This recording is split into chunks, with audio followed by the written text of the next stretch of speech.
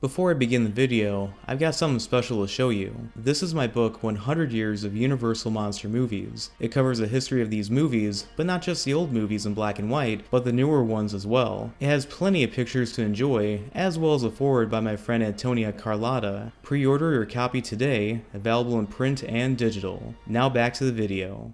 70 years ago, a monster graced the big screen. He is a monster that can swim underwater and walk on land. On top of that, he is an icon that has sold a lot of merchandise. I'm of course talking about the Gill Man. Okay, I just described Godzilla, which also came out the same year, but there is no denying that the Gill Man is also a classic monster. Oddly enough, the Gill Man is one of the few iconic monster characters from Universal has not received a remake or a reimagining, but it hasn't been for a lack of trying. Believe it or not, Universal has tried and failed to remake Creature from the Black Lagoon since the 1980s. After writing and directing American Werewolf in London, John Landis was attached to remake the movie, but when Jack Arnold, the director of the original movie, had interest in remaking his own movie, John Landis stepped aside as a producer. The script that Nigel Kendall wrote had a merging of plot points from the past movies, while doing something new. The script would have had the Gill Man captured and brought over to Long Beach, California. Inside a naval base, he would be tortured by a sadistic captain until he and another monster were freed by a few sympathetic humans. The climax would take place in an aquarium where the captain would get killed, and so would the Gill Man's monster friend. The movie would have ended with the Gill Man using dolphins to get back home. The idea was to make the movie in 3D, but Universal decided to spend that money on a similar movie known as Jaws 3D. In the early 1990s, John Carpenter talked to the studio's president Tom Pollock, and he asked if the director would like to remake Creature from the Black Lagoon. He was interested, but had Bill Phillips write a new script. The story would have begun with a map maker crashing his airplane in the Amazon and gets attacked by the creature when he discovers a temple underwater. While he swears revenge against the Gill Man, explorers happen to show up. The Gill Man does kill some of these people, including the map maker, who was later changed to being a poacher in a rewrite, and would have fought an anaconda. The movie got as far by having concept art and tests done by Rick Baker and his team, but after John Carpenter's movie Memoirs of an Invisible Man bombed at the box office, the project was cancelled. Throughout the rest of the 1990s, directors Jeff Blecker, Ivan Reitman, and Peter Jackson were offered to direct the remake. The new script that was brought to them was by Timothy Harris and Herschel Ringrad. Their story would have had the Black Lagoon as a beach resort where the construction has served a once dormant egg where the Gill Man hatches from. The Gill Man terrorizes people and even tries to rape women in his underwater cave. The Gill Man was to get shot to death, but with the final shot revealing that an egg had survived. So basically the ending of the 1998 Godzilla movie, which also involved baby monsters like the 2014 Godzilla movie, but I digress. Going into the new millennium, Stephen Sommers and Guillermo del Toro were attached to the remake in one way or another. While making Van Helsing, Stephen Sommers thought about having the Gill Man as a cameo appearance in his movie, but it was never used. Hugh Jackman said that they shot the scene with a cameo and another without it, but he had no idea if they were going to use that character in the movie until he was at the premiere. As for Guillermo del Toro, he thought about having it take place in the Victorian era, but quickly dropped out to direct Frankenstein. He would later go on to make a similar movie known as The Shape of Water, but personally I don't like that movie. Around that time, Arthur A. Ross, who had been a writer on some of the Creature movies, got involved to produce it, and got Terry Sanderfreen to write a script. But then Gary Ross pitched his idea of a remake by the mid-2000s. His idea would have had a married couple go to the Amazon. They then get picked up by a businessman named Morgan Hollowell on a ship that takes them to the Black Lagoon. The algae and the plant life there have irregularities, but they get attacked by the Gill Man. They retaliate, but end up killing the Gill Man's son. An enraged Gill Man tears the ship apart, while a few humans get out alive. Gary Ross's story would have been rated R for strong language and violence, but Universal changed their minds and wanted it to be PG-13. This sounded good to Breck Eisner, who wanted it to be an origin story about the Gill Man who was created by pollution from a pharmaceutical corporation in the Amazon. Breck Eisner went out of his way to look at filming locations in South America, decided the Gill Man would be a fully computer-generated character, and would shoot the movie in 3D. But the writer's strike of 2007 and 2008 killed the project. At the conclusion of the 2000s, director Carl Erich Rinisch was asked to remake it, but he passed. Robert Rodriguez thought about co-producing it, but never went anywhere. Then by the 2010s, Mark Abraham and his wife Allison Abraham decided to remake the movie as an origin story. The idea was to call it The Black Lagoon. They were asking writer David Kajanech to write it, and they were aiming for a 2014 release date. This changed again when Universal was trying the Dark Universe. They got writers Will Biel and Jeff Jeff Pinkner to write a script, and it was speculated that Chris Evans and Scarlett Johansson were to star in the movie. But when The Mummy failed as hard as it did, the remake of Creature from the Black Lagoon slipped away again. So those are the many examples of Universal trying to remake Creature from the Black Lagoon. Please let me know what movie you thought sounded the best. So anyway, thanks for watching. Please like and subscribe.